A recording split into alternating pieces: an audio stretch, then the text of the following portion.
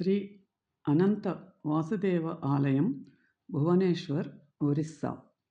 అనంత వాసుదేవ ఆలయం ఒరిస్సా రాష్ట్ర రాజధాని భువనేశ్వర్లోని ఖుర్దా జిల్లాలో బిందు సరోవర్ సరస్సు తూర్పు వైపున ఉన్న విష్ణువు యొక్క అవతారం అయిన కృష్ణుడికి అంకితం చేయబడిన హిందూ దేవాలయం. ఈ ఆలయం 13వ శతాబ్దంలో నిర్మించబడింది మరియు కృష్ణుడు, బలరాముడు, సుభద్ర విగ్రహాలు లేదా మూర్తులు అక్కడ పూజింపబడుతున్నాయి.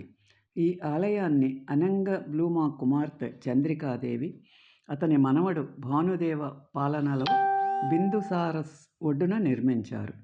అనంత వాసుదేవ దేవాలయం యొక్క వాస్తుశిల్పం ఒరిస్సా సంస్కృతికి సంబంధించిన లక్షణాలను కలిగి ఉన్నందున ఇతర దేవాలయాల కంటే చాలా భిన్నంగా ఉంటుంది.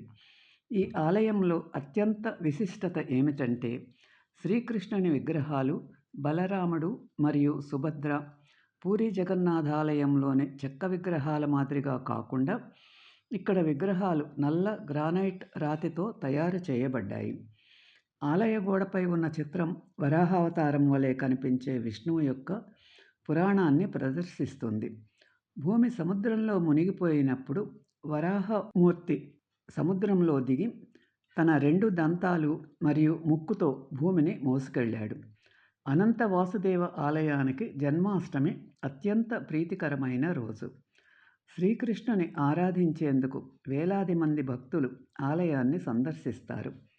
భక్తులు తీపి, వెన్న, పాలు, పెరుగు, ధూపం, కొత్త వస్త్రాలు మరియు పుష్పాలు గర్భాలయం లోపల సింహాసనంపై ప్రతిష్ఠించిన అనంత వాసుదేవ మరియు సుభద్రలకు సమర్పించారు.